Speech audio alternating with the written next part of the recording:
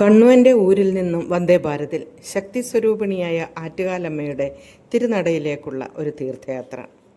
തിരുവനന്തപുരം നഗരത്തിൽ കിള്ളിയാറിൻ്റെ തീരത്ത് സ്ഥിതി ചെയ്യുന്ന ഈ ക്ഷേത്രത്തിൽ ആദിപരാശക്തിയുടെ മാതൃഭാവമായ ശ്രീഭദ്രകാളി, അതായത് കണ്ണകിയുടെ പ്രതിഷ്ഠയാണുള്ളത്.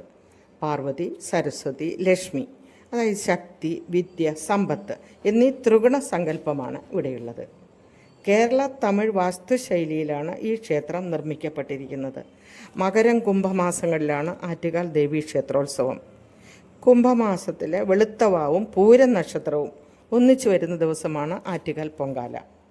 വ്രതാനുഷ്ഠാനങ്ങളോടെ സ്ത്രീകളാണ് അഭീഷ്ടവരദാനിക്ക് പൊങ്കാല സമർപ്പിക്കുന്നത്. ആറ്റുകാലമ്മ ഭക്തകൾക്കും കുടുംബാംഗങ്ങൾക്കും സർവ്വ ഐശ്വര്യവും പ്രദാനം ചെയ്യുന്നതാണ്.